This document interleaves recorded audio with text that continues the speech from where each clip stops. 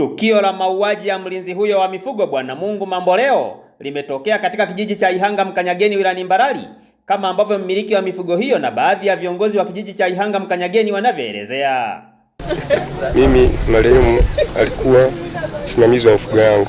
Majira saa nane za usiku kuelekea saa 9 kwenye kambi yangu ya ng'ombe iliyopo Ihanga Mkanyageni, nilipigiwa simu na kijana wangu taarifiwa kwamba pale kambini kwangu kuna uvamizi umetokea. Niliamua kuamka usiku huo na kuchukua pikipiki kuanza kufuatilia nini kimetokea huko kambini. Nikakutana na kundi kubwa la watu wakimshambulia kijana huyu ambaye kwa sasa ni marehemu.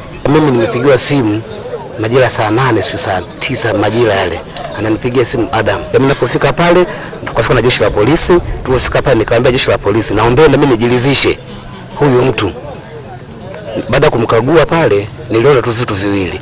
Majeraha yale na kitu alichokuwa amevilingwa kiunoni kama neti. Kufuatia tukio hilo, baadhi ya wananchi wametoa wito kwa serikali kukomesha matukio ya watu kujichukulia sheria mkononi.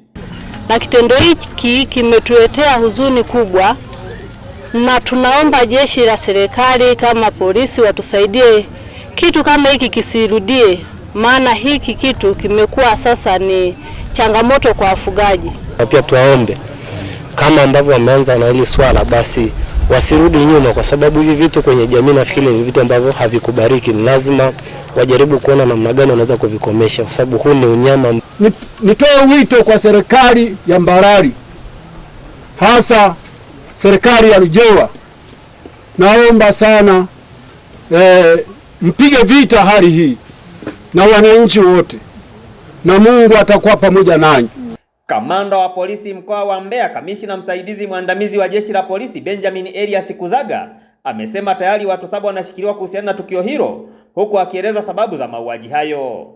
Kufuatia tukio hilo, jeshi la polisi mkoa wa Mbeya kupitia askari wake wanaoweza kuchunguza matukio ya mauaji walianza msako mara moja na kufanikiwa kuwakamata watuhumiwa wote 7 waliohusika na tukio hili.